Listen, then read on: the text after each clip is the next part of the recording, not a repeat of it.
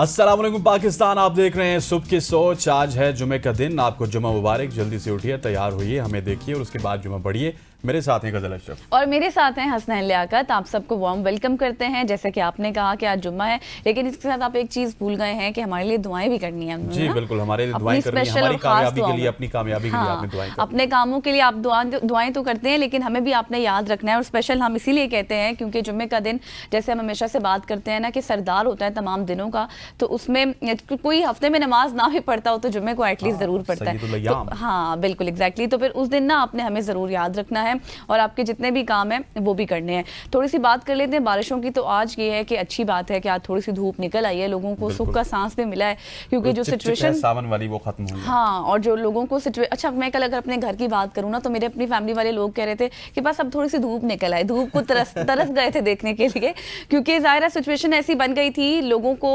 हमारे लिए तो बहुत अच्छा, हम फैसिनेट हो रहे थे कि चलो बारिश हो रही है, मजा आ रहा है, लेकिन कुछ लोगों के लिए, कुछ इलाकों में, कुछ सिटीज में ये जहमत भी बन गई थी। मैं थोड़ा सा आपसे ना वो आपको बताऊं कि मैं ये नहीं चाह रहा था कि धूप हो, लेकिन जब मैं अपनी गाड़ी को, क्योंकि गाड़ी के शीशे बारिश में हमने खोले रखे, तो गाड़ी का स्टीयरिंग हाथ में रखूं तो वो भी चिप चिप, इस साइड पे हाथ रखूं वहां पे भी चिप। तो मैंने कहा यार अब धूप हो जाए ताकि ये चिप चिप तो कम से कम खत्म धूप हो जाए। मतलब बहुत से काम भी आपके रुके हुए थे, उस तरह से आप बाहर नहीं जा सकते थे, सब घर ही थे।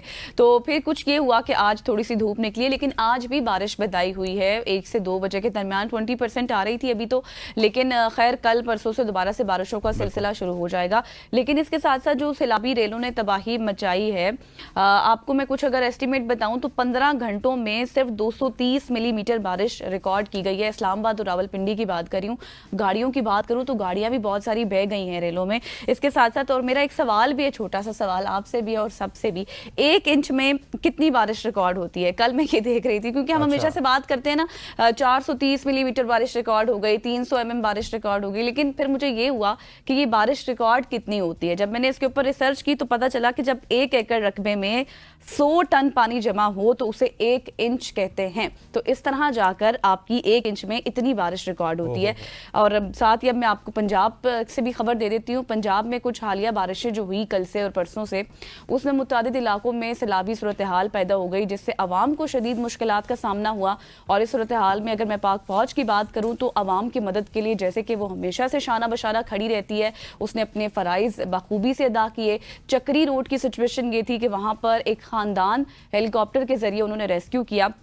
मुतासरा खानदान गांव लुधियान में अपने मकान की छत पर पनाह लिए बैठा था, जहां से उन्हें फौरी तौर पर महफूज मकाम पर मुंतकिल किया गया। और ख़राब मौसमी हालात के बावजूद पाक फौज का जो हेलीकॉप्टर है उसका मिशन कामयाबी से मुकम्मल हुआ और शदीद सैलाब में घिरे 3 अफराद की जिंदगियां उन्होंने बचा ली है। और पाक फौज ने हालिया मानसून बारिशों के बाइस पैदा होने वाली जितनी भी सैलाबी सूरत हाल थी, उससे मुतासरा इलाकों में भरपूर इमदादी सरगर्मियां भी की हैं। और पाक फौज की जानिब से अवाम की मदद और हिफाजत के लिए भी जारी कोशिशें मुतासरीन के लिए एक रे ऑफ होप भी साबित हो रही थी।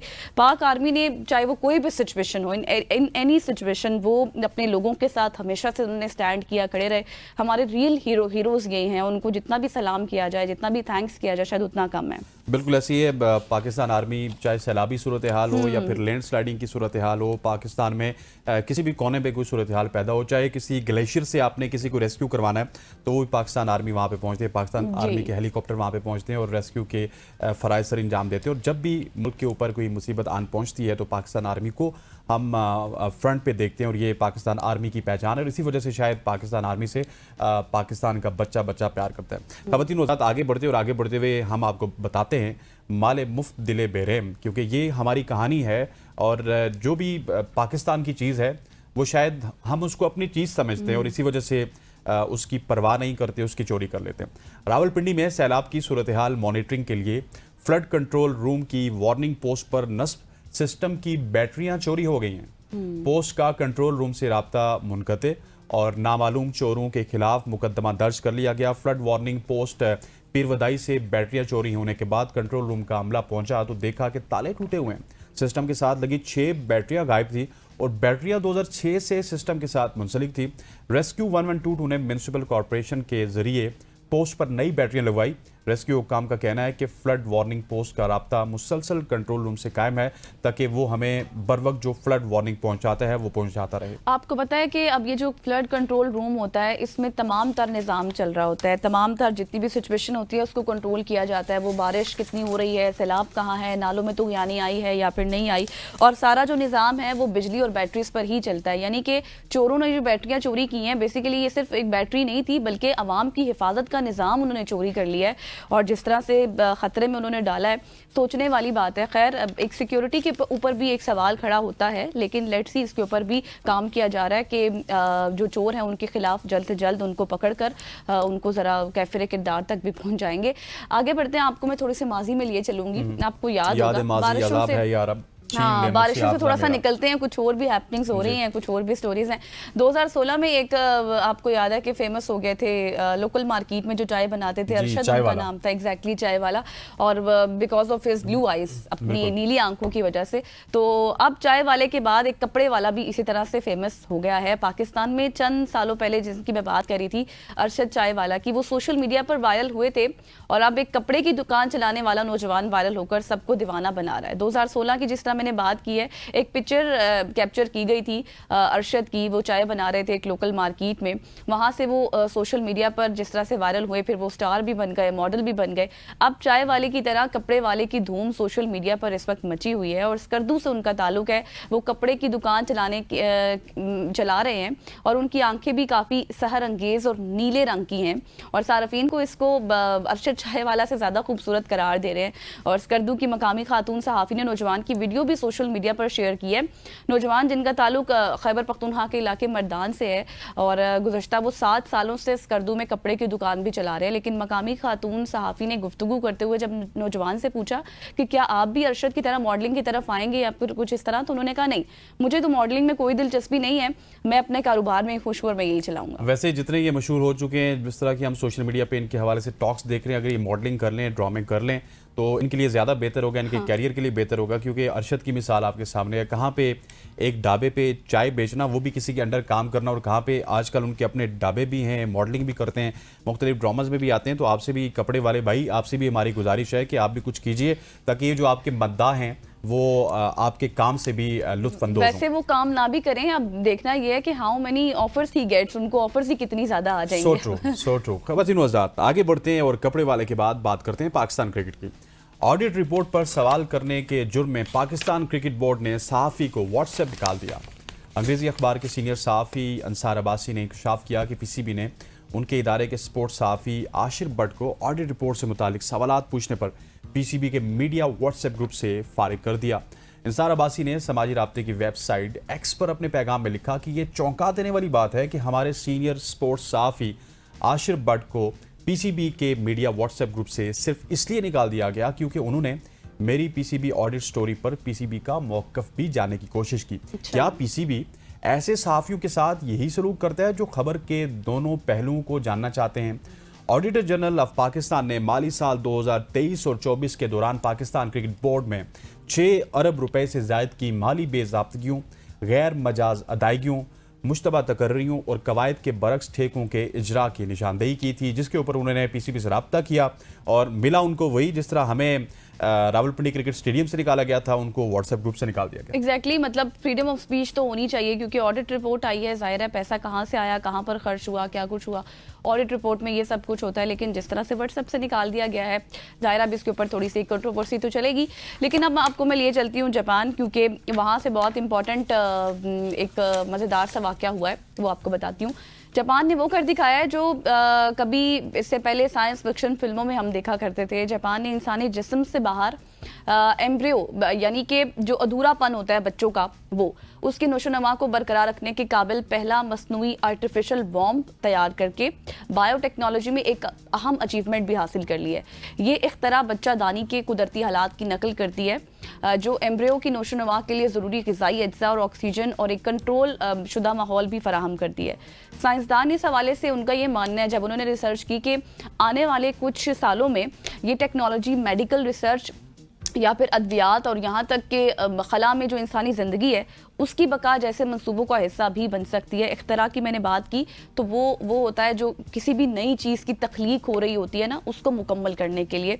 तो ये एम्ब्रियो इस तरह से इन्होंने ये तैयार किया है और इसके ऊपर काम भी जारी है। आने वाले सालों में इसके ऊपर बहुत मज़ीद भी काम होगा जो बहुत बेनिफिशियल होगा लोगों के लिए। बिल्कुल ऐसे ही है जिस तरह हमने आपके साथ स्टोरी शेयर की थी कि चीन वालों ने मक्खी के दिमाग के अंदर एक चिप डाल दी। इसी तरह से जापान से भी हमें रोज़ इस तरह की खबरें मिल रही हैं और आने वाले दिनों में ये अभी सारे के सारे पायलट प्रोजेक्ट्स हैं। आने वाले दिनों में जब ये कमर्शियल होंगे तो आपको पता है जब चीज़ कमर्शियल होती है तो वो पूरी दुनिया में फैल जाती है। तो ये पाकिस्तान में भी इनका आपको इतलाक नजर आएगा। ख़वातीन उस्ताद आगे बढ़ते हैं और आगे बढ़ते हुए आपको बताते हैं एक बड़ी इंटरेस्टिंग खबर।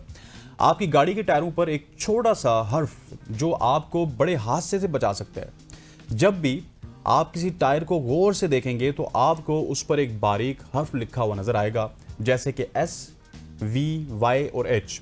ये कोई बेमानी अलामत नहीं है बल्कि ये टायर की रफ्तारी सलाहियत बताने वाला कोड होता है।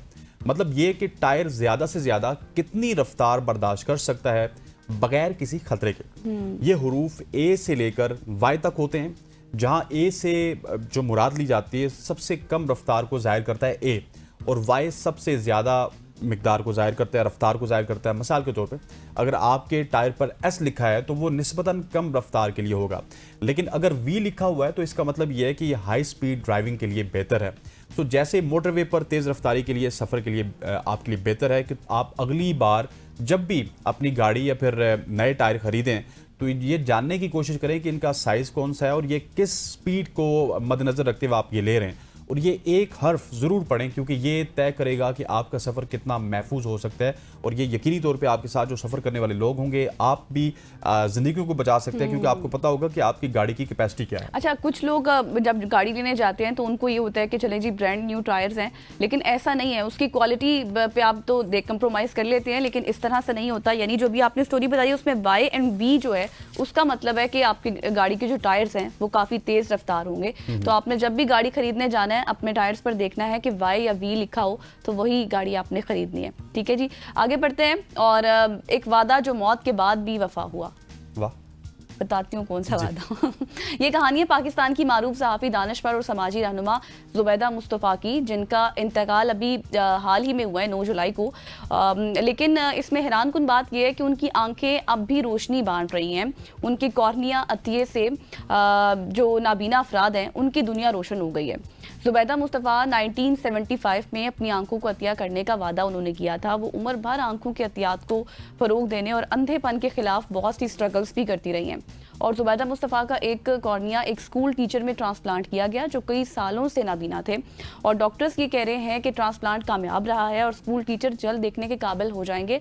जुबैदा साहिबा का अगर मैं बताऊँ तो जब इनकी बीमारी की वजह से इनकी नज़र चली गई थी तो ये इतनी ब्रेव लेडी हैं कि इन्होंने फिर भी अपनी नौकरी नहीं छोड़ी थी। एक मीडिया इंडस्ट्री में ही एक इदारे के साथ ये मुंसलिक थी, वहाँ पर ये कॉलम्स भी लिखती थी, तकरीबात में भी जाती थी और बाकायदा से वो पार्टिसिपेट भी करती थी चीज़ों बिल्कुल से। ऐसे कि अगर सिर्फ इस बीनाई के हवाले से बात की जाए या फिर माजूर अफराद के हवाले से बात की जाए, उनकी जदोजहद बड़ी तवील है और इसी जदोजहद को मद्देनजर रखते हुए उन्होंने अपनी आंखों का अतिया भी किया और आज उसके हमें समरात भी होते हुए नजर आ रहे हैं। ख़वातीन व हज़रात, यहाँ पे हमारी सोशल स्टोरीज़ का वक्त खत्म हुआ चाहता है। सोशल स्टोरीज़ का जब वक्त ख़त्म होता है तो उसके बाद हम क्या करते हैं? उसके बाद हम ब्रेक लेते हैं और फिर ब्रेक लेने के बाद हम वापस आते हैं और वापस आने के बाद हम बहुत से एक्साइटिंग सेगमेंट्स से रिलेटेड आपसे गुफ्तगू करते हैं। तो यहाँ पर ले लेते हैं फिर एक ब्रेक और ब्रेक के बाद वापस आएंगे। स्टे विद अस।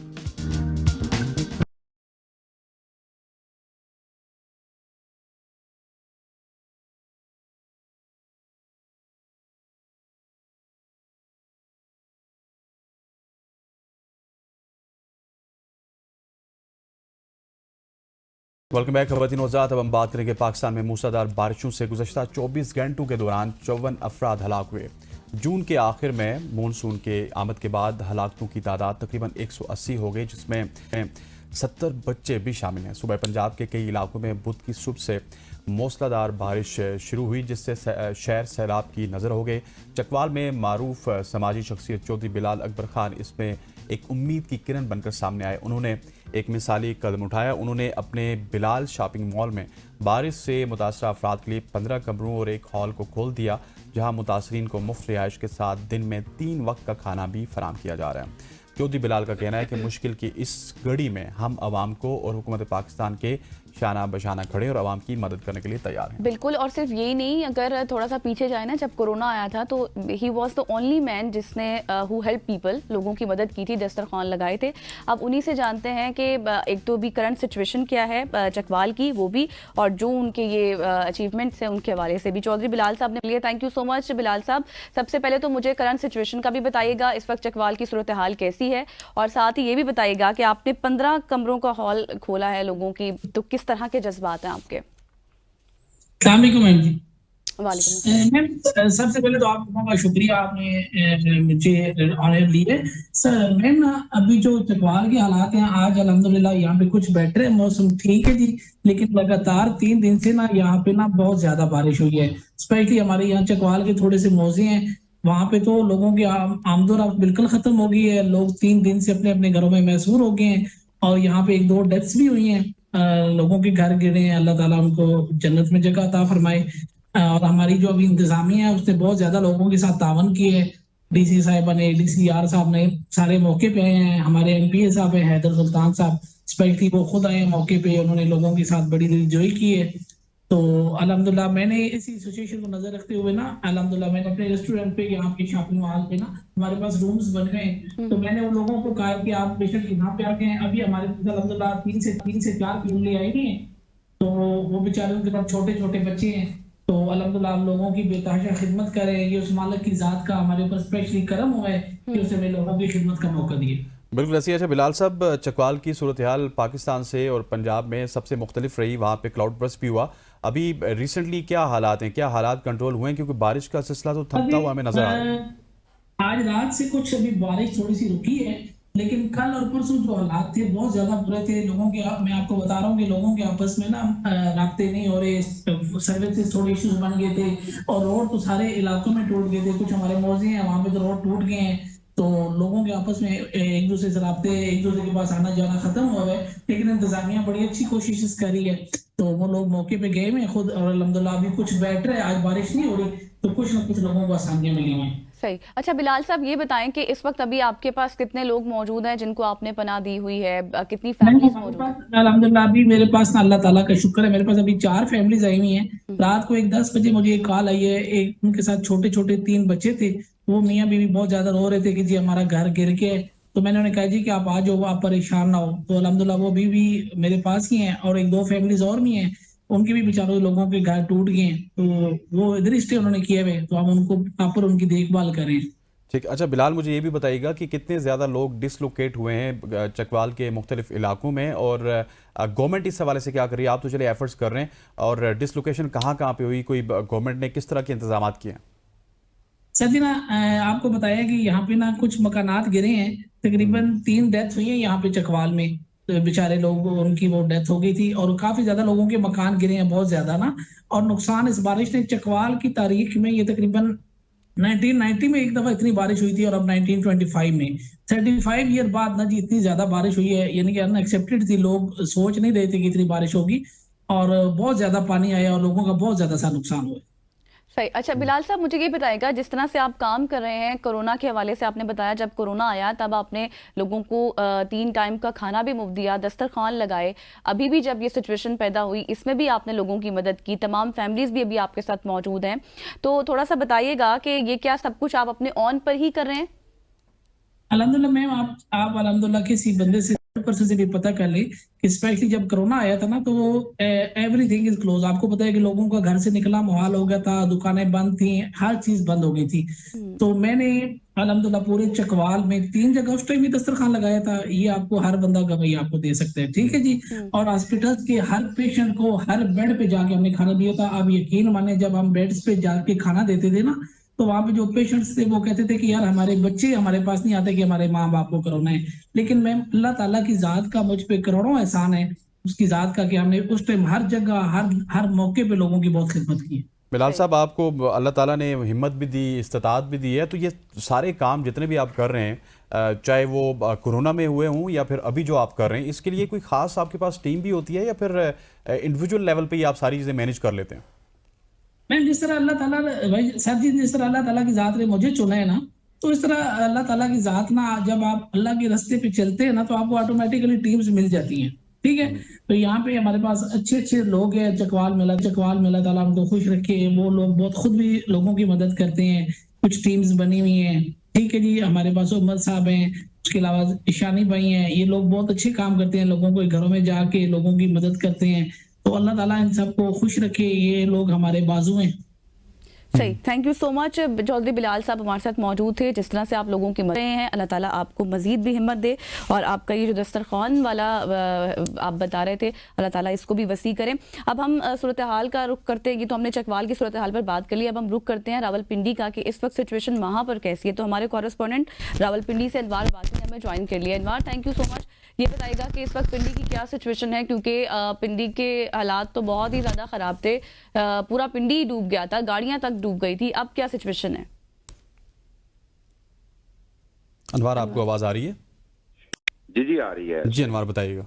मैंने कहा आज तो बारिश तो तकरीबन नहीं हुई सुबह से, और कल आज हालात कंट्रोल में है, लेकिन गुज़श्ता दिन जो शदीद बारिश हुई, जो मुसलसल जो 24 घंटे जो बारिश रही है, उसके बाद जो रावलपिंडी के जो निशेबी इलाके जो ज़ेरे आब आए और वहां पर जो नुकसानात हुए, उनका अजाला वैसे हुकूमती जो तर्जमान होते हैं, कल भी बिलाल यासीन जो एडवाइजर थे तो सीएम पंजाब वो आए थे, उन्होंने कहा था कि तमाम जो मुतासरीन है उनका नुकसानात का अजाला किया जाएगा, और वो उन्होंने वहां प्रेस टॉक की थी। उन्होंने कहा था कि हंगामी सूरत हाल में हालात पर कंट्रोल पा लिया गया, लेकिन हम खुद विजिट करते रहे मुख्तलिफ इलाकों का। कल पिंडी के जो बहुत सारे बेशतर इलाके हैं वहां पर वो पानी में डूबे रहे, सड़कें, गलियां, मोहल्ले तालाब की इसी शक्ल तैयार कर गए थे वहां पर। क्योंकि ये सबसे बड़ा मसला हुसैन ये होता है कि ये हमारे इदारे जो हंगामी सूरत हाल में सिर्फ फोटो सेशंस के लिए मोस्टली जो जाते हैं ये ग्वाल मंडी नाला लेही पर जाते हैं। वहां पर जो मीडिया होता है वहां फोटो सेशन हो जाता है, वहां पे इकदाम के मतलब बताया जाता है, लेकिन इनफैक्ट अगर यही इदारे जिनकी डोमेन्स हैं, जो जिनकी जिम्मेदारी है अपना काम प्रॉपर करें, तो यकीनन इस सूरत हाल का सामना ना करना पड़े अवाम को। मुनासिब निकासी आप हो जाए, सीवरेज लाइनों की मुनासिब सफाई हो जाए, तो फिर यकीनन जो निशेबी इलाके हैं वहाँ के अवाम इस मुश्किल सूरत हाल का सामना ना करें। कल भी हमने देखा कि मुख्तलिफ इलाकों में जो पानी है लोगों के घरों में दाखिल हुआ, दुकानों में दाखिल हुआ, इसके अलावा लोगों के मकानात के लिए। अनवार साहब, मुझे ये बताइएगा कि ये कौन कौन से इलाके हैं रावलपिंडी के जहाँ पे इस तरह की सूरत हाल हुई, क्योंकि बेशतर और भी इलाके जो महफूज रहे, लेकिन जिन इलाकों की आप बात करें इनमें कौन कौन से इलाके ग्वाल मंडी के अलावा शामिल हैं? देखिए, नाला लेही के अतराफ में जितने भी इलाके हैं, जिसमें इसमें बेशतर जो इलाके थे, जिस तरह टाज बाटा था, इसके अलावा कैंट के कुछ एरियाज थे, फिर सदकाबाद, इसके अलावा राजा बाजार, और ये इसके ग्वाल मंडी का एरिया जो है, ये चूंकि निशेबी ये नाला लेही के अतराफ में है, और कल खियाबान सरसैयद में भी जो नाला लेही का पानी जो वहां पर खियाबान सरसैयद में भी दाखिल हुआ, वहां भी नुकसानात हुए। इसके अलावा मजमूई तौर पर कल 4 अमवात भी हुई, जिसमें से 3 अमवात जो कैंट एरिया में हुई और एक सिटी एरिया में आती चौक में एक जो 6 साल का बच्चा था जिसकी डेड बॉडी अभी तक मिल भी नहीं सकी। तो ये सूरत हाल थी। चूंकि निशेबी इलाकों में अमूमन जब भी बारिश होती है तो इसी तरह की सूरत हाल का सामना करना पड़ता है, लेकिन कल बड़ी शदीद बारिश थी, और ये 2022 के बाद कल रिकॉर्ड टूटा है। कल 255 मिलीलीटर तक बारिश रिकॉर्ड की गई, और वहां ये जो नुकसानात हुए।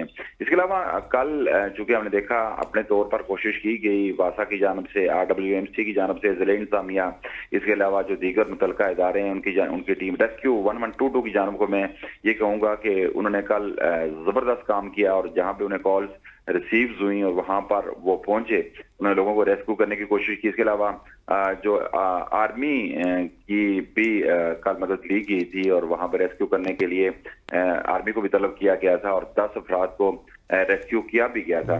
तो ये सूरत हाल कल दिन भर रही, और कल चूंकि अल्हम्दुलिल्लाह के सपहर के वक्त तो बारिश का सिलसिला रुक गया था। उसके बाद जो सैलाबी सूरत हाल थी रावलपिंडी में, जो निशेबी इलाके जो ज़ेरे आब आए थे, उसमें अवाम को रेस्क्यू करने का इंतजामिया को भी और लोगों को अपनी मदद आपके तहत भी मौका मिला। लेकिन जो कल जो नुकसानात हुए, मैं ये समझता हूँ 2022 के बाद ये 2 सालों बाद ये बड़ा शदीद किस्म का कल जो सैलाबी सूरत बिल्कुल आप सही कह रहे हैं अनवर अब्बासी। जो सिलसिला शुरू हुआ है बारिशों का, आज तो बारिश थम गई है, लेकिन आगे जब हमारी वेदर एक्सपर्ट से बात हुई तो अगले भी कुछ दिनों में इसी तरह से बारिश का सिलसिला जारी रहेगा। Thank you so much. इसके साथ चकवाल की जो सूरत हाल थी हमने उससे भी आपको अपडेट किया, रावलपिंडी की जो सूरत हाल थी उससे अनवर अब्बासी अपडेट कर रहे थे, और कुछ अमवात भी हुई और नाला लई के जो इतराफ जितने भी इलाके थे वो मुकम्मल तौर पर डूब चुके थे और लोगों का शदीद नुकसान भी हुआ है। लेकिन अब ये तमाम तर अलर्ट भी जारी कर दिया गया, तमाम तर महकमे भी मुतहरक हैं फील्ड में और आगे आने वाली सिचुएशन से भी वो बिल्कुल उसी तरह से निपटेंगे जिस तरह से इस सूरत हाल को कंट्रोल किया गया है। तो यहाँ पर लेंगे एक ब्रेक और ब्रेक के बाद वापस आएंगे और मुल्की सियासत में क्या कुछ चल रहा है उस पर बात करेंगे। स्टे विद अस।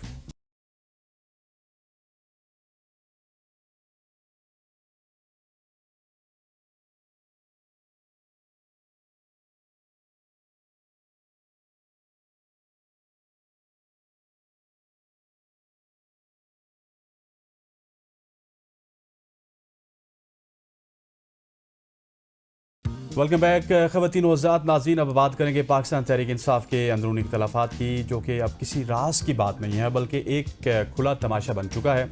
एक तरफ खान साहब की रिहाई के लिए पार्टी संजीदा दिखाई नहीं देती तो दूसरी तरफ लीडरशिप के दावेदार एक दूसरे पर इल्ज़ामात की बारिश कर रहे हैं। नाराज़ रुकन कौमी असम्बली शेर अफजल मरवत ने अलीमा खान पर कड़ी तनकीद करते हुए कहा कि अगर वो तहरीक नहीं चला सकती तो क़यादत का मौका मुझे दे दें। उन्होंने तंजन ये भी कहा कि अलीमा खान ने पश्तूनों के बच्चों को तहरीक का मशवरा तो दे दिया, लेकिन अपने बच्चे उनके लंदन में क्या कर रहे हैं, लंदन क्यों भेजे। और उधर अगर खैबर पख्तूनख्वा में बात की जाए तो वहाँ पे सेनेट इंतखाबात के लिए टिकट ना मिलने पर इरफान सलीम और आयशा बानो जैसे रहनुमा पार्टी फैसलों को मानने से इनकारी हो चुके हैं। आखिर माजरा क्या और क्या पाकिस्तान तहरीक इंसाफ के अंदरूनी मामलात इसी तरह रहेंगे और इसका फ़ायदा किसको होगा, इन तमाम तरह इशूज़ के ऊपर आज बात करेंगे। कोई क्या कर रहा है, ये सारी बातें हम जानने के लिए हमारे साथ कौन मौजूद होगा आप गेस कर सकते हैं। फैसल चौधरी साहब, thank you so much sir for your time. सबसे पहले तो जिस तरह से हम अपने इब्तिदा में बात कर रहे हैं कि इन फाइटिंग बहुत ज़्यादा हो चुकी है पार्टी में, अब इससे कोई इनकारी नहीं है और ऐसे देखकर लगता है कि एक नया पिंडोरा बॉक्स खुल गया। तो फिर इसमें तहरीक का क्या फिर हम समझें, उसका किस तरह से क्या फ्यूचर होगा तहरीक का? थैंक यू जी। गुजारिश ये है कि मेरी तो ओपिनियन पहले दिन से ये है कि ये क़यादत जो है ये इस काबिल नहीं है कि ये तहरीक चला सके, इमरान खान साहब को जेल से बाहर निकाल सके, क्योंकि इनमें पॉलिटिकल विजन की कमी है। जैसे आपने कहा कि इन फाइटिंग जो है वो बहुत ज्यादा है और इसमें कोई ऐसा कैपेबल आदमी नहीं है जो कि लोगों को साथ लेके चल सके। सियासत जो है वो इंक्लूजन का गेम होता है, उसमें लोगों को साथ लेके चलना होता है। मुख्तलिफ आरा रखते हैं लोग, मुख्तलिफ ख्यालात के सोचों के मालिक होते हैं, तो सबको साथ लेके चलना होता है, क्योंकि पार्टियां जो है कोई यूनिट नहीं होती हैं या वो कोई क्लासरूम तो होता नहीं है।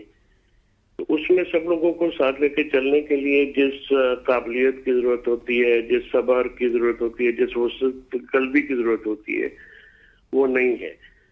तंजीम के जो लोग हैं वो नाना है, केपी की तंजीम हो या पंजाब की तंजीम हो, देखें कि जो जो काम करने वाले वर्कर्स हैं उनको सरेआम बेइज्जत किया जाता है और इस तरह से ट्रीट किया जाता है जैसे वजारत मुलाजिम हो। तो इससे आम कारकुनान जो है वो पहले ही बददिल हैं, क्योंकि 26 नवंबर को ये जो वीडियो ग्रुप है ये जो वीडियोस पोस्ट करके खुद गायब हो जाते हैं। और शेर अफजल खान मरवत की बात इस हद तक बिल्कुल दुरुस्त है कि जो पख्तूनों के बच्चों ने शादियां दी हैं 26 नवंबर को, और सेनेट के टिकट में जुर्म ये है कि आप एक सिंबॉलिकली किसी शहीद के वारिस को टिकट दे देते तो उससे उनकी कुर्बानियों को रिकग्नाइज किया जाता है, बजाय इसके कि आप टिकट जो है अपने मंजूर नजर अफराद होते हैं। ये जेल से भी अगर फैसला आया तो मेरा इस पे एहतजाज होगा कि ये तरीक़ाकार दुरुस्त नहीं है। पार्टी इस अगर कंडीशन में भी अपने कारकुनान को ऑनर नहीं कर रही है तो फिर इक़्तिदार में क्या करेंगे।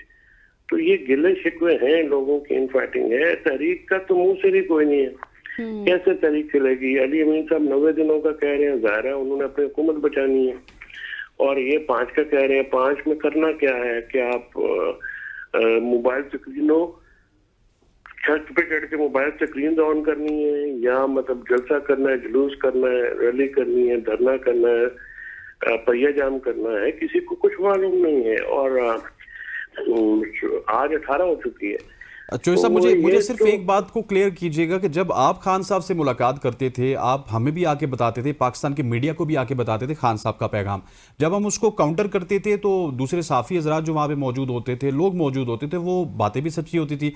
लेकिन आजकल जो लोग मुलाकात करके आते, एक बंदा अलग बात कर रहा होता है, दूसरा बंदा अलग बात कर रहा होता है, एक डिफरेंट ही पैरामीटर्स चल रहे हैं पाकिस्तान तहरीक इंसाफ के रहनुमाओं के दरमियान। ये इसकी बाय क्या वजह? डिजाइन है ना जी, ये बाय डिजाइन है। ये इस तरह से क्योंकि इमरान खान के पैगामात को डाइल्यूट करना है। जैसे अब रिसेंटली बैरिस्टर साहब की जो ट्वीट है वो 100% दुरुस्त है और वही वो नाम दिए गए हैं, लेकिन वहां पे जो ट्वीट इमरान खान साहब की कराई गई है, ज़ाहिर आपको पता है कौन कराता है, उसमें सेनेट के टिकटों पे ज़ाहिर कुछ नापसंदीदा लोग थे तो उसको चेंज किया गया। मेरे तहफुजात हैं नॉमिनेशन पे, लेकिन इमरान खान साहब जो कहते हैं वो एज इट इज होना चाहिए। तो ट्वीट को डिस्टॉर्ट कौन कर रहा है और किस मकसद के लिए कर रहा है? फिर जाहिर है अपने मकासद है। तो इमरान खान साहब जो हैं वो बैरिस्टर साहब को जो उन्होंने पैगाम दिया वो मेरी इत्तला के मुताबिक है, मेरी जो अपनी इंफॉर्मेशन है वो वही नाम है। मुझे उन नामों में तहफुजात है, ये नहीं है कि वो सारे नाम जो है मैं उनको प्रूव करता हूँ, लेकिन वो तहफुजात इमरान खान साहब के सामने रखे जा सकते हैं। लेकिन उनकी ट्वीट में रद्दबदल करके एक मसला खड़ा करा देना, ये तो जाति की बात है। ये तो ऑलरेडी जो पार्टी कमजोर हुई है वो इन्हीं बातों की वजह से हुई है।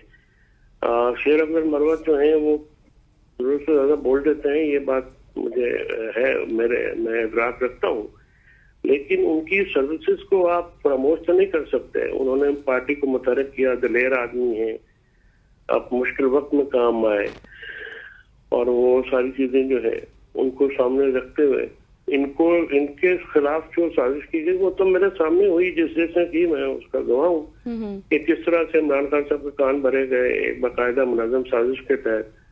और वहां पे 5-7 बंदे होते थे उस वक्त जो कि ये बात करते थे, ख़वातीनों हजरात।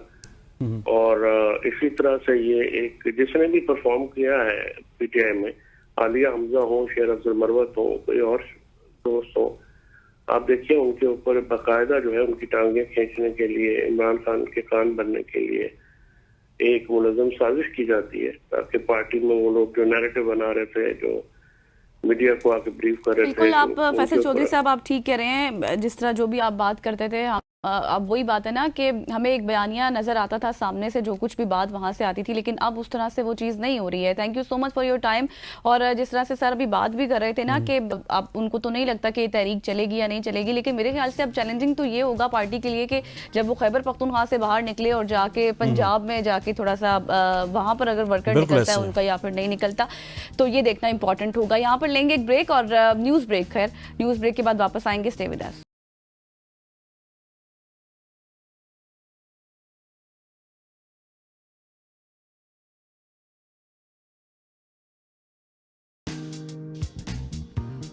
वेलकम बैक ख़वातीन व हज़रात। अब हम बात करेंगे शादी की। शादी एक खूबसूरत बंधन तो ज़रूर है, लेकिन अगर शादी की बात कीजिए तो उसका असल काम क्या है, जहाँ पे दो लोग एक दूसरे का सहारा बनते हैं, एक साथ ख्वाब देखते हैं और ज़िंदगी का जो सफ़र है और मोहब्बत का जो सफ़र है उसको तय करते हैं। लेकिन कुछ औकात में ऐसा होता है कि जब यही रिश्ता मोहब्बत की जगह जिस्मानी तशद्दुद, तानु और दर्द का दूसरा नाम बन जाता है। हमारे मुआशरे में बहुत से लोग शादी के बाद ऐसे मसाइल का सामना करते हैं और आज के प्रोग्राम में हम बात करेंगे उन खामोश तकलीफ़ों की जिन्हें शायद बहुत से लोग रोज़ झेल रहे हैं मगर कह नहीं पा रहे। एग्जैक्टली और इसी पर बात करने के लिए हमारे साथ आज मौजूद होंगे डॉक्टर अली अजमल साहब। आप साइकोलॉजिस्ट हैं, क्योंकि उमूमन क्या होता है कि बहुत से मसाइल हो जाते हैं शादी के बाद। तो डॉक्टर साहब मुझे ये बताइएगा कि what's usually leads to broken trust and distance, अगर हम शादी के बाद की बात करें, क्या बुनियादी वजूहात बनती हैं? Thank you very much. देखें, इसमें मुख्तलिफ किस्म की वजूहात हैं जिसकी बुनियाद पे शादी के बाद ट्रस्ट वगैरह ब्रेक हो जाता है, और उसके अलावा दूसरे तीसरे जो शादी के हवाले से मसले बनते हैं। इसमें सबसे पहले कुछ लोगों की एक पर्सनैलिटी फैक्टर होता है। शादी के हवाले से कुछ लोगों में एक रोमांटिसिज्म पाया जाता है, लेकिन जब रियलिटी हिट करती है, यानी कि जब किसी के साथ रहते हैं, तो तब पता चलता है कि हकीकत क्या है और फैमिली की हकीकत क्या है, एक दूसरे के साथ किस तरह से रहना है। तो कुछ मसले शादी में इसलिए भी हो जाते हैं क्योंकि दो लोग पहली दफा साथ रहे होते हैं और उनको एक दूसरे में एडजस्ट करने के हवाले से कुछ मसले होते हैं, जिसकी वजह से कुछ कभी कभी मामलात बिगड़ जाते हैं। उसकी दूसरी एक और बड़ी बुनियादी वजह यह है कि देखिए, बाज़ औक़ात हमारे यहाँ कुछ इस मामले में कोई ट्रेनिंग का और एजुकेशन का भी फुकदान है। उसमें देखें कि जो मैरिज का इंस्टीट्यूशन है उसके बारे में आम तौर पे एक माशरे में बहुत सारी एक मिथ पाई जाती है, और हमने अपने लोगों को ठीक तरह से समझाया नहीं है, बताया नहीं है, जिसकी वजह से ये इश्यूज वगैरह आए दिन रेज होते हैं। देखिए, जब दो लोग इकट्ठे रहते हैं तो जैसे हम लोगों के चेहरे मुख्तलिफ होते हैं, एक तरह से हमारी शख्सियात भी मुख्तलिफ होती हैं। शादी से हमारी कुछ एक्सपेक्टेशंस होती हैं जो कि रियलिटी से थोड़ी सी हट जाती हैं। लोग एडजस्ट नहीं कर पाते एक दूसरे के साथ। लोग एक दूसरे के जो डिफरेंसेस हैं, जो कि बिल्कुल नॉर्मल है, हर इंसान एक दूसरे से थोड़ा मुख्तलिफ होता है, तो ये जो डिफरेंसेस हैं उनको ठीक तरीके से एक्सेप्ट नहीं कर पाते, जिसकी वजह से मैं समझता हूं कि एक इश्यूज बन जाते हैं। और फिर इसमें एक और बुनियादी वजह ये भी है कि देखिए, जो मियाँ बीवी का रिलेशनशिप है, जो ताल्लुक है, ये एक बड़ा बुनियादी किस्म का ताल्लुक है। सबसे इंपॉर्टेंट जो हमारे फैमिली में जो रिलेशन है वो मियाँ बीवी का होता है। बाकी जो बहन भाई हैं, मियाँ के भी, बीवी के भी, या उसके अलावा दूसरे जितने भी लोग हैं, वो एक्सटेंडेड फैमिली होता है। इवन के हस्बैंड वाइफ के जो माँ बाप हैं, पेरेंट्स हैं, वो भी एक्सटेंडेड फैमिली में आते हैं। जो फैमिली का असल जो कॉन्सेप्ट है, वो अगर हम सोसाइटी की बात करें या ओवरऑल दुनिया की बात करें, इवन के मजहब की भी बात करें, हमारे मजहब इस्लाम की, तो उसमें भी आप देखिए कि जो बुनियादी फैमिली का कॉन्सेप्ट है ना, वो मियाँ बीवी और बच्चे हैं। लेकिन यहाँ पे जैसे मैंने बताया कि ट्रेनिंग का और एजुकेशन का फुकदान इस तरह से है कि हमने इस फैमिली के यूनिट को इतना इंपॉर्टेंट समझते ही नहीं है। हालांकि सबसे इंपॉर्टेंट ये यूनिट है, और हस्बैंड वाइफ का जो रिश्ता है, इससे जो इंपॉर्टेंट और इससे जो मैं समझता हूं कि बेहतर रिश्ता ये पूरी दुनिया में किसी के साथ नहीं है। लेकिन गलती कहां पे हम कर जाते हैं कि हमने अपने जो दूसरी फैमिली मेंबर्स हैं उनमें बाज़-औक़ात उनको हम ज्यादा इंपॉर्टेंस दे देते हैं। हस्बैंड भी और वाइफ भी, बाज़-औक़ात ऐसा भी होता है कि जो हस्बैंड है वो ऑब्वियसली अपने पेरेंट्स से डिक्टेशन ले रहे होते हैं, और इसी तरह से वाइफ का भी ये मसला है कि वो अपने पेरेंट्स से डिक्टेशन ले रही होती हैं, जिसकी वजह से मसले बिगड़ जाते हैं। और फिर इसमें ये होता है कि जब एक दफा देखिए मसले बिगड़ गए, फिर आमतौर पे लोग हैं, इंसान है, अच्छा, ये जो तो मसले बिगड़ते हैं डॉक्टर साहब, ये कैसे बिगड़ते हैं? और स्पेशली जो वायलेंस की बात होती है, वायलेंस कब स्टार्ट होता है? What is the main point, जो स्टार्टिंग पॉइंट है वायलेंस का, जो स्टार्ट होता है इस रिश्ते में? देखिए, जहां तक वायलेंस की बात है तो ये कब शुरू होता है और क्यों शुरू होता है, इसके पीछे मुख्तलिफ किस्म के फैक्टर्स हैं। सबसे पहले तो जैसे अगर वायलेंस ना हो, देखिए बहुत सारी शादियां ऐसी हैं जिसमें वायलेंस नहीं होता। क्यों? क्योंकि दोनों ही मैच्योर होते हैं, समझदार होते हैं, चीजों को अफाम तफहीम से हल कर पाते हैं। लेकिन इशू ये होता है कि जब तो फिर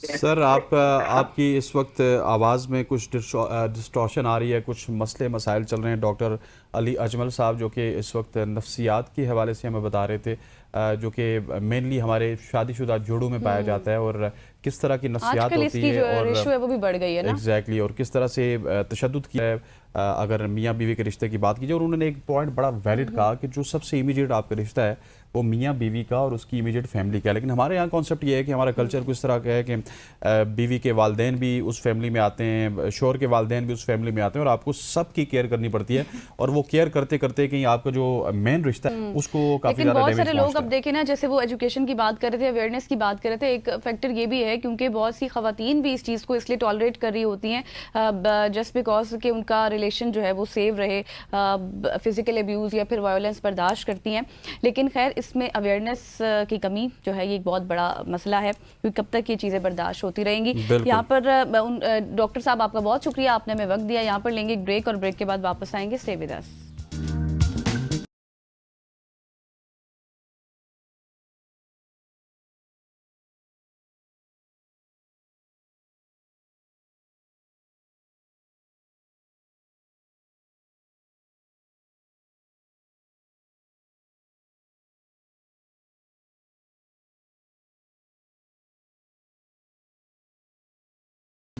वेलकम बैक खवातीन वज़ात। अब हम आपको पाकिस्तान की सैर करवाने लगे। अगर आपने पाकिस्तान के दूर दराज के इलाकों की खूबसूरती को दिल से या फिर कैमरे की आंख से कैद करना है तो इसमें आपको एक इंसान ज़रूर याद आएगा और एक ही नाम आपके सामने आएगा, वो हैं वजाद मलिक साहब।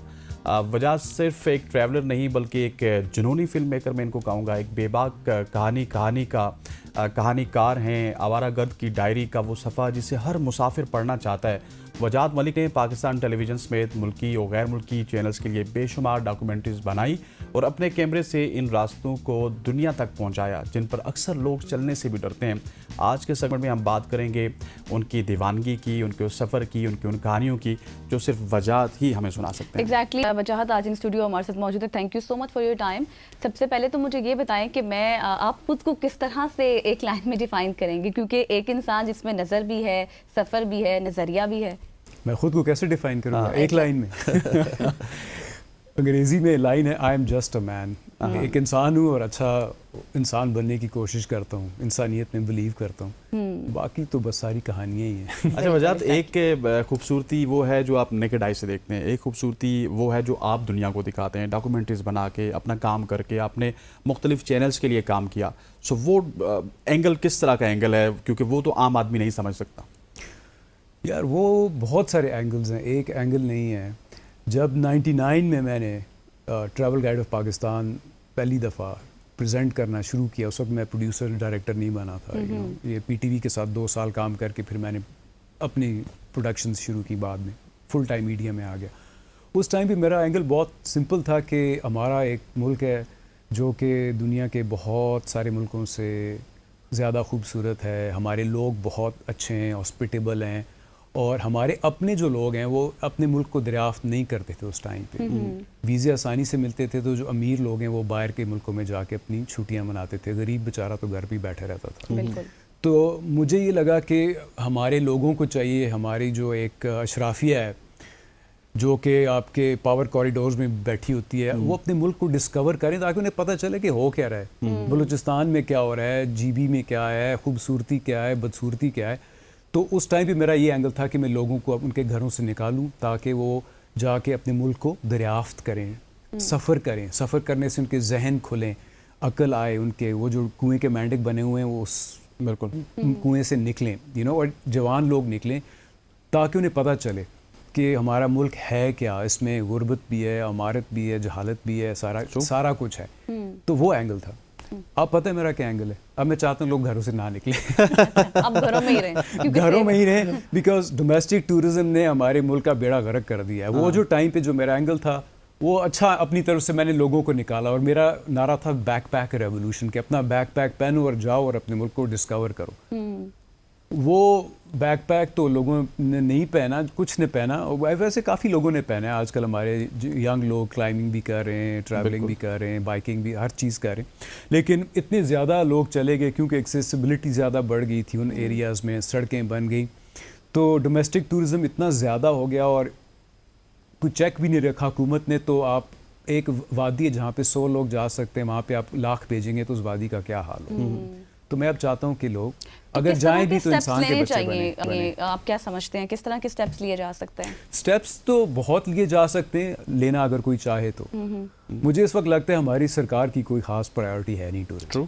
कोई बिलीव नहीं, पॉलिसियाँ बनती हैं, इम्प्लीमेंट नहीं होती, रूल ऑफ लॉ नहीं है। जो पावरफुल है वो जो मर्जी चाहे कर ले, कोई उसका बिगाड़ नहीं सकता। तो आपका एक तरफ जो जिसका ऊपर कानून लागू ही नहीं होता वो जाकर उधर गंद मारता है, बड़े बड़े होटल बनाता है, इन्वायरमेंट की परवाह नहीं करता, तो आपका ख्याल है कि उसको बाकी लोग नहीं करेंगे। तो ये है कि अगर करना चाहे हुकूमत तो मेरे ख्याल में सबसे पहले आप जो फॉरेन टूरिज्म को फैसिलिटेट करें, प्रोमोट करें, ताकि बाहर से लोग आएँ। जो बाहर से टूरिस्ट आता है वो वापस जाता है, वो एम्बेसडर बन के जाता है आपका। फॉरेन टूरिज़म के बाद आपकी इन्वेस्टमेंट आती है, आपकी लोकल इकॉनमी, आपकी मुल्क की इकॉनमी बढ़ती है। डोमेस्टिक टूरिज़म को रेगुलेट करना चाहिए, क्योंकि अनचेक्ड डोमेस्टिक टूरिज़म जो है हमारी वादियों का कबाड़ा कर रहा है, अपना भी कबाड़ा कर रहा है। आए दिन टूरिस्ट नहीं मरते, कभी गाड़ी गिर गई, कभी कोई दरिया में बह गया, कभी कोई बर्फ़ के ग्लेशियर के नीचे दब गया। सो हो ये रहा है कि खुली छूट दी हुई है हुकूमत ने, जाओ और जो करना है करो और ख़ुद भी मरो और फिर बाद में रोते हैं सारे। नजात, एक पॉइंट की तरफ मैं जाना चाहूँगा। मैं भी ट्रैवलिंग को तकरीबन 20 साल हो गए ट्रैवलिंग करते हुए, और मैंने ये नीलम वैली सारा ओरिजिनल देखा, कुमराड को सारा ओरिजिनल देखा, मरी को तो नहीं देख सका, 2010 की बात करें तो उस वक्त भी इमारतें थी। लेकिन अब जब मैं नीलम में जाता हूँ, कुमराड में भी जाता हूँ, इवन मरी और कागान नारान में भी जाता हूँ, आपको एक तो बिल्डिंग्स ही बिल्डिंग्स नज़र आती हैं, ऊपर से टूरिस्ट का इतना ज़्यादा रश है, ना वहाँ की इंतज़ामिया के पास कोई SOPs हैं, ना ही आपके टूरिस्ट की कोई SOPs हैं। मतलब एक बेहंगम सा ट्रैफिक हमें नज़र आता है बस। सॉरी, मैं बात ठीक कर रहा हूँ यार। पता है क्या मसला, क्या है मसला? ये कि अब गलियात की बात करते हैं। गलियात तो हमारे बचपन से पहले ही तबाह हो गया था ना। बिल्कुल। वो तो उस ज़माने में बहुत लोग जाते थे, वो गंदा होते अब खैर मरी को ठीक करने की कोशिश करें।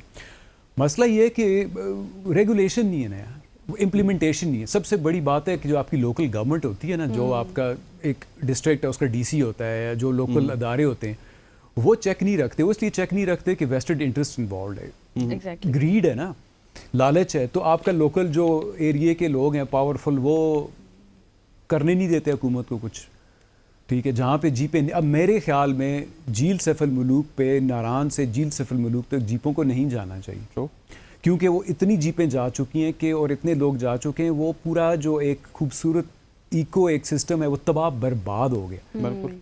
मेरे ख्याल में अगर किसी ने झील सैफुल मुलूक पे जाना, पैदल जाए ना, कोई इतना बहुत लंबा रास्ता तो नहीं है, या किसी टट्टू पे बैठ के चले जाएं अगर जिसको बहुत ही शौक है और वो चल नहीं सकता। So what I am trying to say is कि रेगुलेट किया जाए, इम्प्लीमेंट किया जाए। पॉलिसीज़ हैं, ये नहीं कि पॉलिसीज़ एक नहीं 6000 हैं, वो सारी उधर शेल्फ्स के अंदर पड़ी हुई हैं। इम्प्लीमेंटेशन हो, और फिर उसके बाद सबसे बड़ी जो बात है वो अपने टूरिस्ट्स को एजुकेट करें। असल बात है, सबसे बड़ी बात, क्योंकि आपका जितना मीडिया कैंपेन चला सकते हैं चलाएं, सरकार को भी चलाना चाहिए और प्राइवेट अदारों को भी चलाना चाहिए। हो ये रहा है कि लोग एजुकेटेड नहीं हैं, लोग जाते हैं, वो गंदगी भी करते हैं, वो लोकल कल्चर में उधर हाहू भी, मतलब रिस्पेक्ट भी नहीं करते ना लोकल कल्चर को। आप यकीन करें, मैं हैरान हूँ, सोशल मीडिया पे मैंने देखा है यहाँ पे लड़के लड़कियाँ जाके ऐसे अजीब व गरीब कपड़े पहन के सेल्फियाँ और वो अपने शूट्स कर रहे हैं उन एरियाज़ में। और यार मतलब ये आप स्कर्दू इसलिए चाह रहे हैं कि आप उधर कटपना डेजर्ट में जाके तो नंगे पटांगे कपड़े पहन के लड़कियां जो हैं वो अपने उधर फोटो शूट्स बनवाएं। So there is a local culture, people don't like that, ठीक है ना। कल किसी ने देख लिया तो चपेड़े उन्हें पड़ेंगी तो फिर वो रोएंगे। बिल्कुल। अच्छा, और फिर लोकल्स को गालियां देंगे। थोड़ा सा आगे बढ़ते हैं, मुझे ये बताएं कि वैसे तो पाकिस्तान एक टूरिज्म कंट्री है, यहाँ पर आते भी हैं लोग, लेकिन आपको नहीं लगता कि जिस तरह से ये हमारी अब क्लाइमेट की सिचुएशन चेंज हो रही है, ये भी काफ़ी हिट कर रही है? ये अच्छा सवाल है, बहुत अच्छा सवाल है। क्लाइमेट बहुत तेज़ी से चेंज हो रहा है, और अभी जिस वक्त हम बैठे हुए मानसून में आपके सामने क्या हो रहा है इस्लामाबाद और PD और इस पूरे एरिए में। भाई मसला ये है कि पहले लोगों को अकल नहीं थी, अब लोगों को इसलिए अकल आ गई है कि जब सर पे पड़ती है तो तब अकल आती है। अब पता चल गया कि वाकई जो मौसम है वो तब्दील हो गया है, वो पुराने 4 मौसम नहीं रहे, और हमारा जो मानसून है ये अब बढ़ता ही जाएगा। इसी तरह हर साल बहुत ज़्यादा बारिशें होंगी तकरीबन, और फ्लडिंग होगी, और जब इतनी ज़्यादा बारिश होती है तो ज़ाहिर है लैंड स्लाइडिंग होती है पहाड़ों में, ठीक है। आपने दरख्त काट दिए हैं जो पहाड़ों की मेखें थी, स्लाइडिंग होगी, आपकी स्लिप होगी, गाड़ियाँ गिरेंगी, तुग़यानी आएगी। अभी स्वात में क्या हुआ है आपके सामने, मैं क्या बताऊँ आपको, ठीक है ना। तो प्रॉब्लम इस कि एक लोग एजुकेटेड नहीं है, वो जाके उनको समझ नहीं आती कि हम कहाँ आ गए, ठीक है ना। पहाड़ों में उनकी अकल ही नहीं काम करती, क्योंकि लोकल उनके पास विजडम नहीं होती। बहुत कम लोग हैं जिनको आइडिया होता है कि पहाड़ों में जाके ये नहीं करना, वो नहीं करना। सेल्फियाँ जाके उन्होंने बनवानी है दरिया के साथ, अचानक तो ग़यानी आ गई तो वो मरेंगे। सो क्लाइमेट चेंज बहुत ज़्यादा अफेक्ट कर रही है टूरिज़्म इंडस्ट्री को, क्योंकि एक तो आपका पानी ख़त्म हो रहा है, ठीक है, क्योंकि आप पानी को बेजा इस्तेमाल कर रहे हैं और सोसाइटियाँ बना रहे हैं और दरख्त काट रहे हैं, तो ज़ाहिर है पानी का जो है लेवल गिर रहा है। उसके अलावा लैंड स्लाइडिंग हो रही है बहुत ज़्यादा, उसके अलावा ग्लेशियर्स फट रहे हैं, ठीक है, ग्लेशियर्स फटते हैं तो बहुत तबाही होती है। तो इंफ्रास्ट्रक्चर बहुत ज़्यादा वहाँ पर अफेक्ट कर रहा है। तो अगर आपने इन रेनी सीज़न के अंदर जाना है तो मैं तो कहूँगा कि प्लीज़ घर पे बैठें आराम से, क्यों अपने आप को और अपनी फैमिली को मरवाते हैं, और ख्वार होते हैं जाके। बिलीव मी, आप यकीन करें नारान से बाबूसर तक किलोमीटर्स तक गाड़ियाँ फंसी हुई, क्यों फंसी हुई हैं? रिस्पॉन्सिबल टूरिज़्म नहीं है, क्योंकि लोग पढ़े लिखे जाहिल हैं, बड़ी बड़ी गाड़ी होती हैं, एक के बजाय 3 लाइनें बना लेते हैं, और फिर ज़ाहिर आगे से भी गाड़ी आ रही है, और फिर वो घंटों तक उधर गाड़ी। सबसे बड़ी वजह यह है कि मैं क्योंकि खुद पहाड़ों से हूँ, तो मैं जब देखता हूँ किसी शहरी इलाके के ड्राइवर को, तो उसको पहाड़ों में बेसिकली ड्राइव का इल्म ही नहीं Exactly, है। ये भी जहाँ पे बहुत ब्रेक मसला है। मारना होता है वहाँ पे ब्रेक मारते नहीं है, जहाँ पे नहीं मारना होता वहाँ पे मार देते। ब्रेक तो मारनी नहीं चाहिए ना पहाड़ में, वो आप सही बात लो है। गियर में नीचे आए ना, वो गियर Exactly. नीचे लो नहीं करते, वो ब्रेकें मारते जाते हैं, ब्रेकें फेल हो जाती हैं। पहाड़ों में गाड़ी चलाना भी आना चाहिए, लेकिन मैं सबसे ज़्यादा मैं ये स्ट्रेस करूँगा इस बात पे कि पाकिस्तान में जब बरसात हो, मानसून हो, खुदा के लिए घर पे ही रहें प्लीज़। बहुत आपको शौक चढ़ा हुआ है तो फिर मेक श्योर कि आप पहले पता कीजिए रोड लैंडस्लाइडिंग तो नहीं हुई, मौसम ठीक है जहाँ पे हम जा रहे हैं, प्रॉपर कपड़े लेके जाएं, अपने साथ पूरा इंतज़ाम करके जाएं और एहतियात से वहाँ पे जाके बिहेव करें। ना दरियाओं में घुसें, ना नालों में घुसें, ना जाके तो ग्लेशियरों के नीचे घुस के तो तस्वीरें खिंचवाएं, बिल्कुल। ताकि आपकी अपनी जान भी सेफ रहे और बाकी जो है फिर मसाइल पैदा होते हैं। बिल्कुल बिल्कुल। ऐसे, थैंक यू सो बिल्कुल मच ऐसे। वजाहत मलिक साहब, it's pleasure to have you with us today. आप हमारे साथ मौजूद थे और तमाम तर जो कुछ सिचुएशन है पाकिस्तान की उसके ऊपर हम बात कर रहे थे। यहाँ पर लेंगे एक ब्रेक और ब्रेक के बाद वापस आएंगे, हमारे साथ रहिएगा।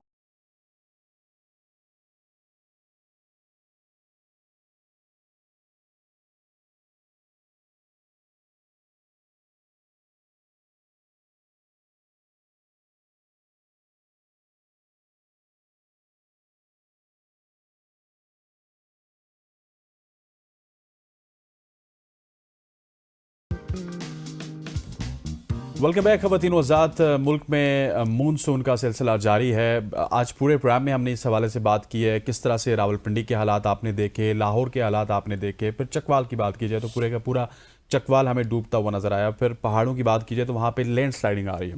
अच्छा, इसमें बहुत सारे कॉन्सेप्ट्स भी शामिल हैं। कुछ लोग कहते हैं कि ये क्लाइमेट चेंज है, ये हमने जो कुदरत के साथ छेड़खानी की है, दरख्तों को काटा है, इमारतें बनी हैं, उसकी वजह से हो रहा है। अच्छा, कुछ लोग कहते हैं कि ये हमारे अमाल की वजह से है, बहसियत कौम हमारे अमाल अच्छे नहीं हैं तो ये अल्लाह का जो रहमत होती है वो हम पे ज़हमत बन जाती है और अल्लाह का अजाब बनता है। आज इन्हीं इश्यूज़ के ऊपर बात करेंगे कि क्या ये वाकई क्लाइमेट चेंज है या फिर हमारे अमाल का नतीजा है, हमारे अमाल किस तरह से ठीक हो सकते हैं। अगर अमाल को ठीक करना ही है वेदर के लिए तो उसको भी हम आज परखने की कोशिश करेंगे। एग्जैक्टली और इसके लिए हमें इन स्टूडियो ज्वाइन कर चुके हैं मुफ्ती स्कॉलर मोहम्मद मंजूर साहब। बहुत शुक्रिया आपके वक्त के लिए। सबसे पहले तो सर यही बात करेंगे कि जो नेचुरल डिज़ास्टर्स हैं किस चीज़ की अलामत है, अगर हम अकॉर्डिंग टू कुरान देखें तो। बिस्मिल्लाहिर्रहमानिर्रहीम वस्सलातु वस्सलामु अला रसूलिल्लाह। सबसे पहले आपका एबीएन का बहुत शुक्रिया। अगर कुरान और हदीस का मुताला किया जाए तो ये आसमानी आफात जो होती हैं जैसे आंधी, ज़लज़ले, तूफ़ान, सैलाब, वबा, कोई भी बीमारी, इसको अगर देखा जाए तो ये अल्लाह ताला की तरफ से सज़ा, अज़ाब भी होता है, तंबीह भी होती है और इम्तिहान भी होता है। तो कुरान और हदीस में इससे मुख्तलिफ़ आयात करीमा और हदीस मुबारक की रोशनी में अगर देखा जाए तो इस दुआएं भी सिखलाई गई हैं और बताया भी गया है। जैसे आयत करीमा है, वमा असाबकुम मिन मुसीबतिन फबिमा कसबत ऐदीकुम, कि तुम्हारे ऊपर जो भी तकलीफ़ आए, जो भी मुसीबत आए, फबिमा कसबत ऐदीकुम, ये तुम्हारे हाथों के किए की वजह से, यानी तुमने जो कुछ भी किया। इसी तरह एक दूसरी हदीस आयत मुबारका के अंदर है कि पहली जो कौमें थी, कौम आद, कौम समूद, उनके बारे में अल्लाह ताला ने इरशाद फरमाया कि फ़कुल्लन अख़ज़ना बिज़ंबी फ़मिनहुम मन अरसलना अलैहि हासिबा फ़मिनहुम मन अख़ज़तुस्सैहा वमिनहुम मन ख़सफ़ना बिहिल अर्द, कि इनमें से हर एक को हमने पकड़ा। अब इन पर अजाब की मुख्तलिफ सूरतें थी, जैसे कौम नूह पर तूफ़ान आया, कौम आद पर आंधी आई, शुएब अलैहिस्सलाम की कौम पर पत्थरों की बारिश हुई। तो ये कौम आद, कौम समूद, कौम लूत, फ़िरौन, इनके गर्क करने की या इन पर अजाब की अल्लाह ताला ने बताया। ये अजाब की वजह क्या थी कि इनकी नाफरमानी और बगावत थी, और इनकी नाफरमानी और बगावत के अंदर हालांकि वो कहते थे कि मन अशद्दु मिन्ना कुव्वा, हमसे कौन ताकतवर है, हमसे ज़्यादा मजबूत कौन है, लेकिन अल्लाह का जब अजाब आया तो अल्लाह के अजाब के आगे ठहर नहीं सके। अगर इन आयत करीमा को देखा जाए तो ये हमें साफ नज़र आता है कि आमाल की वजह से, जैसे हदीस मुबारक के अंदर है कि आमाल को मालूम, जैसे तुम्हारे आमाल होंगे अल्लाह की तरफ से उसी तरह के फैसले तुम्हारे ऊपर होंगे।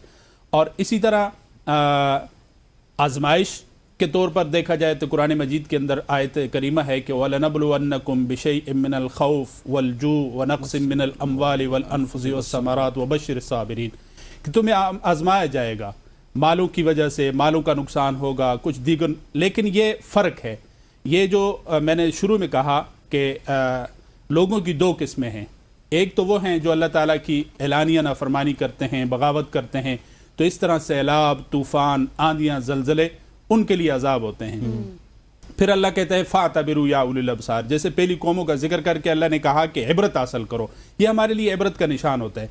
लेकिन उसके अंदर अगर जो अहले ईमान होते हैं और ईमान वालों के लिए जो इम्तिहान होता है, फिर उसमें वो सब्र करते हैं, अल्लाह ताला उनके दर्जात को जो है बुलंद करता है। मुफ्ती साहब मुझे ये बताइएगा कि बहुत सारे इस तरह के कॉन्सेप्ट भी हमें देखने को मिलते हैं कि अब देखिए क्लाइमेट चेंज, हमने कुदरत के साथ छेड़खानी भी कर दी कि जहाँ पे इमारतें नहीं होती थी, दरख्त होते थे, वहाँ पे हमने इमारतें बना दी। फिर उसके बाद एसी का बहुत ज़्यादा इस्तेमाल, फिर गाड़ियों का बहुत ज़्यादा इस्तेमाल, फैक्ट्रीज़ का बहुत ज़्यादा इस्तेमाल। सो कहीं ना कहीं क्लाइमेट चेंज भी इसके अंदर ज़ुमरे में नहीं आता कि क्लाइमेट चेंज की वजह से हो रहा है? देखें जी, अल्लाह ताला की जो तख्लीक है, अल्लाह ताला ने ज़मीन बनाई, ज़मीन पर पहाड़ भी हैं, दरख्त भी हैं, तो ये कुदरत की तख्लीक है। अगर हम इसको तब्दील करेंगे कि सारे दरख्त काट दें, सारे पहाड़ों को ख़त्म कर दें, तो ज़ाहिर है इसके अंदर, इन चीज़ों के अंदर तब्दीली तो फिर इस वजह से आती है। अच्छा मुफ्ती साहब, ये बताइएगा कि जिस तरह अभी हम जिक्र भी कर रहे हैं कि ये इंसानों के अमाल के कॉन्सिक्वेंसेस होते हैं, लेकिन इस हवाले से हमें दुआएं भी बताई गई हैं, अमाल भी बताए गए हैं, अस्कार भी बताए गए हैं, वो क्या हैं? जी, इसमें ऐसे मौके पर मुख्तलिफ आमाल की तरगीब नबी करीम सल्लल्लाहु अलैहि वसल्लम ने दी है। जैसे अल्लाहुम्मा इन्नी आऊज़ु बिका मिनल बरस वल जुनून वल जुज़ाम, ये बीमारी से। और फिर अम्मा जान सैयदा आयशा रज़ियल्लाहु ताला अन्हा फरमाती हैं कि जब आंधी या हवा चलती थी तो आप सल्लल्लाहु अलैहि वसल्लम का चेहरे मुबारक तब्दील हो जाता था। आप सल्लल्लाहु अलैहि वसल्लम ये दुआ करते थे कि अल्लाहुम्मा जअलहा रहमतन वाला, तो इसको हमारे लिए रहमत बना, अल्लाह इसको हमारे लिए अज़ाब ना बना। तो इस मौके पर हमें एक तो तौबा और इस्तिग़फ़ार करना चाहिए, सलातुल हाजत पढ़नी चाहिए, सदका और खैरात करनी चाहिए जैसे सहाबा। हदीस मुबारक के अंदर आता है कि जब एलानिया बगावत होती है, एलानिया अल्लाह ताला की नाफरमानी होती है, तो फिर जो अजाब आता है तो वो सिर्फ गुनाहगारों पर नहीं आता, दूसरे लोग भी उसके अंदर शामिल होते हैं। तो ऐसे मौके पर हमें जो इस्लाम ने, इस्लामी जो तालीमात हैं, ख़ुद नबी करीम सल्लल्लाहु अलैहि वसल्लम ने हर मौके की दुआ सिखलाई है। अगर बीमारी है तो उसकी भी दुआ सिखलाई है। फिर अगर बारिश हो रही है तो अल्लाहुम्मा अस्क़िना गैसन मुगीसन हनीअम मरिया नाफ़िअन वला ज़ाररन, ए अल्लाह इस बारिश को हमारे लिए नफ़ा बख्श बना दे। देखें अभी हालिया बारिशें हुई, पहले बारिशें हो नहीं रही थी, तो ये हमारे गुनाहों की वजह से जब हुई तो ज़रूरत से ज़्यादा हो जाती हैं, बेमौसमी हो जाती हैं। फिर वो बारिशें जो है वो हमारी फसलों के लिए, हमारे लिए फ़ायदे के बजाय नुकसान का सबब बनती हैं। तो ये हमारे आमालों का, जैसे शुरू में मैंने आयत करीमा पढ़ी कि मा असाबकुम मिन मुसीबतिन फबिमा कसबत अयदीकुम, ये हमारे हाथों के किए की वजह से है। जो कुछ हम अल्लाह ताला की नाफरमानियाँ कर रहे हैं ये सब के सामने है। ठीक। अच्छा मुझे मुफ्ती साहब ये भी बताइएगा कि जिस तरह क़यामत के नज़दीक आपके बहुत सारी चीज़ें तब्दील होंगी, अरब के हवाले से बताया गया था कि अरब बड़ी बड़ी इमारतें बनाएंगे, इसी तरह से दिनों में बरकत ख़त्म हो जाएगी, महीनों में बरकत ख़त्म हो जाएगी, सालों में बरकत ख़त्म हो जाएगी, साल महीनों की तरह लगेंगे, इसी तरह से महीने दिनों की तरह लगेंगे। सो इस तरह की भी कोई हदीस आपको मिलती है कि जिसमें मौसम की तब्दीली के हवाले से भी जिक्र हुआ कि एंड ऑफ टाइम्स में मौसम जाके तब्दील हो जाएगा? जी बिल्कुल, ये जो आपने बताया ये हदीस मुबारक है कि जब क़यामत करीब होगी तो कसरुज़्ज़लज़ाल, ज़लज़ले ज़्यादा होंगे, बीमारियां ज़्यादा होंगी। ऐसी बीमारियां होंगी कि इन्हीं नाफरमानियों की वजह से कि जो हमारे आबा व अजदाद में नहीं होंगी। आप आज देखते हैं कि अस्पतालों के अंदर टेस्ट में वो बीमारियां आती हैं जिनके हमने नाम नहीं सुने होते। इसी तरह वक्त की बरकत ख़त्म हो जाएगी। वक्त जो है वो हमारे सामने है कि ये सारी चीज़ें अलामात क़यामत जो है वो सारी हमारे सामने है। ये सारी चीज़ें वही हैं, इनकी वजह से जो है वो ये क़यामत की अलामात में से हैं। सही। और याद है जब कोविड भी आया था तो वो भी जिस तरह से सूरत हाल पैदा हुई थी, इज्तिमाई दुआएं भी लोग करते हैं, उसका भी एहतमाम होना चाहिए। जी बिल्कुल, इज्तिमाई तौबा और इस्तिग़फ़ार होना चाहिए। ठीक है, अत्ताइबु मिनज़ ज़ंबि कमन ला ज़ंब लह, जब इंसान तौबा करता है तो प्यारे नबी करीम सल्लल्लाहु अलैहि वसल्लम ने फरमाया कि गुनाहों से तौबा करने वाला ऐसा है कि जैसे उसने गुनाह किया ही नहीं। और इसी तरह आयत करीमा को आप देखो, इस्तगफिरू रब्बकुम इन्नहु कान गफ्फारा युरसिलिस समा अलैकुम मिदरारा व युमदिदकुम बिअम्वालिन व बनीन, कि तुम इस्तिग़फ़ार करो तो फिर अल्लाह ताला तुम्हारे ऊपर तमाम अपनी इनामात की बारिश करेगा। ठीक है। दूसरी आयत करीमा है इन शकरतुम लअज़ीदन्नकुम व इन कफ़रतुम इन अज़ाबी लशदीद, शुक्र करोगे तो अल्लाह नेमतें ज़्यादा देगा, वला इन कफ़रतुम इन अज़ाबी लशदीद। तो आज हमारी कैफियत क्या है? हम में से हर किसी बंदे से अगर उसको अल्लाह अच्छा खाने के लिए दे रहा है, पहनने के लिए अच्छा दे रहा है, रिहाइश अच्छी है, सब कुछ है, उसके बावजूद कहेंगे मज़ा नहीं है। तो ये अल्लाह की नेमतों की नकदरी है ना। अल्लाह कहता है ला इन शकरतुम लअज़ीदन्नकुम वला इन कफ़रतुम इन अज़ाबी लशदीद, अगर न शुक्री करोगे तो मेरा अजाब सख्त है। हम खा पी कर अल्लाह की नकदरी न शुक्री करते हैं तो फिर हमारे ऊपर यही हालात हैं जो हो रहे हैं। अच्छा मुस्तफ़ा, मुझे ये भी बताइएगा कि अब अगर आने वाले दिनों की बात की जाए तो मानसून का स्पेल तो अभी भी जारी है, लेकिन क्या कुछ हमें ये करना चाहिए आमाल की दुरुस्ती के लिए? मतलब जो आपको इस वक्त गलतियाँ लग रही हैं इस माशरे में, वो गलतियाँ अगर ख़त्म हो जाएं, जिस तरह हम आपकी बात मान लेते हैं कि आमाल की वजह से है, तो कौन कौन सी ऐसी सरियन गलतियाँ हैं जो बतौर माशरा हम कर रहे हैं? सबसे पहले तो देखें, हमें तौबा और इस्तिग़फ़ार, उमूमी तौबा और इस्तिग़फ़ार करना चाहिए। फिर जैसे पहले भी हदीस बारका मैंने बताई कि एलानिया जो नाफरमानियाँ हो रही हैं, खुलेआम नाफरमानियाँ हो रही हैं, ठीक है, यानी गुनाह को गुनाह समझा ही नहीं जा रहा। एक तो होता है ना, इंसान गुनाह करता है, गुनाह को गुनाह समझता है, तौबा करता है। हमारे इस माशरे में इस वक्त सूरत हाल ये है कि हम गुनाह को गुनाह समझते ही नहीं। अल्लाह ताला हमें दिखा रहे हैं, जो लोग कहते हैं कि नहीं जी मेरा जिस्म मेरी मर्जी है, फिर अल्लाह ताला ने वो निशानियाँ भी दिखाई। देखें क्या हमारी सूरत हाल होती है कि हम पूरे माशरे को पता नहीं होता, हमारा जिस्म कहीं पड़ा होता है, उसमें कीड़े पड़े होते हैं। तो ये जैसे मैंने कहा ना, फाताबिरु या उल अब्सार, जैसे कुरान मजीद जो है वो किस्सा कहानियों की किताब नहीं है।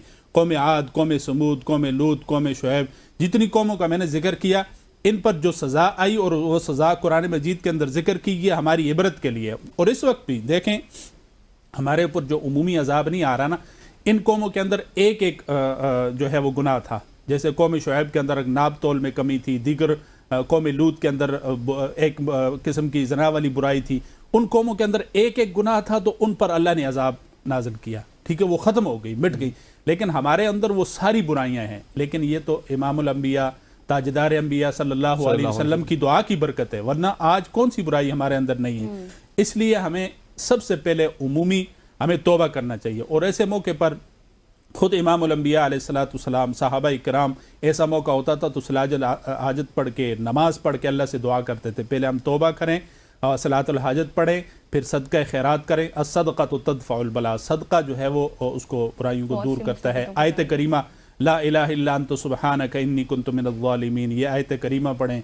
और फिर दुरूद शरीफ जो है वो कसरत के साथ पढ़ें। इज्तिमाई तौर पर हमें तौबा की ज़रूरत है। जब हम तौबा करेंगे तो अल्लाह ताला ये जितनी चीज़ें हैं ये दूर कर देंगे। और एलानिया, इस वक्त हम मुसलमान हैं, देखें हम आज़ाद नहीं हैं, वो जो मगरबी माशरा है उसकी तरह हम आज़ाद नहीं हैं, हम इस्लाम के पाबंद हैं। ठीक है, एक हदीस मुबारक के अंदर आप सल्लल्लाहु अलैहि वसल्लम ने फरमाया कि अद्दुनिया सिजनुल मोमिन, ये दुनिया मोमिन के लिए कैद खाना है, व जन्नतुल काफिर, काफिर के लिए जन्नत है। कैद खाना हमारे लिए किस तरह है? कैद खाना इस तरह है कि हम इस्लाम के उसूलों के पाबंद हैं, हम आज़ाद नहीं। आपने देखा ना, जेल में जाकर कोई बंदा ये तो नहीं कह सकता जी मुझे मेरी मर्जी की रिहाइश दी जाए, मेरी मर्जी का लिबास दिया जाए, मुझे मेरी मर्जी का खाना दिया जाए। वहाँ हम जेल के उसूलों के पाबंद होते हैं। जेल की मिसाल देकर इमामुल अंबिया अलैहिस्सलाम ने समझाया कि दुनिया में रहते हुए हम कलमा पढ़ने के बाद हम आज़ाद नहीं हैं, हम इस्लामी कवानीन, इस्लामी उसूलों के पाबंद हैं। हमें वो करना है हर मौके पर, चाहे खुशी हो गमी हो, हमें अल्लाह और अल्लाह के रसूल के अहकामात के मुताबिक चलना है। हम कहते हैं कि जी हमें लोग क्या कहेंगे, क्या हमने कभी कहा है कि अल्लाह और अल्लाह का रसूल क्या कहेगा? इसलिए ऐसे मौके पर हमें इबरत हासिल करनी चाहिए और हमें ये सोचना चाहिए कि ये सब कुछ हमारे गुनाहों की वजह से है। अपने गुनाहों से बाज आएँ, गुनाहों से तौबा करें। चंद रोज़ा ज़िंदगी है, इंसान की ज़िंदगी का पता ही नहीं चलता, किस लम्हे ज़िंदगी की शाम हो जाए, उससे पहले कि वक्त गुजर जाए। हमें इस चीज़ का एहसास करते हुए अल्लाह ताला से माफ़ी भी मांगें। और हर मौके पर देखें, हमारा दीन तो वो खूबसूरत दीन है कि हर मौके पर हमें दुआ सिखलाई है, सुबह से शाम तक। ठीक है, खाने पीने दीगर हर मौके की दुआएं हैं, उन दुआओं का एहतमाम करें तो इंशाअल्लाह ये सारे मसाइल हमारे हल होंगे। सही, ठीक। मुफ्ती साहब आपका बहुत बहुत शुक्रिया, आपने आज काफ़ी ज़्यादा कॉन्सेप्ट में, जिस तरह क्लाइमेट चेंज की हम बात करते हैं उसी तरह से आमाल चेंज की बात की मुफ्ती साहब ने कि अपने आमाल को भी हमें दुरुस्त करना चाहिए। ख़वातीन वज़ात, आज की सुबह की सोच से इतना ही। इंशाल्लाह मंडे को मुलाकात होगी। मंडे तक के लिए मुझे, गज़ल को और हमारी पूरी प्रोडक्शन टीम को इजाज़त दीजिए। अल्लाह हाफ़िज़। अल्लाह हाफ़िज़।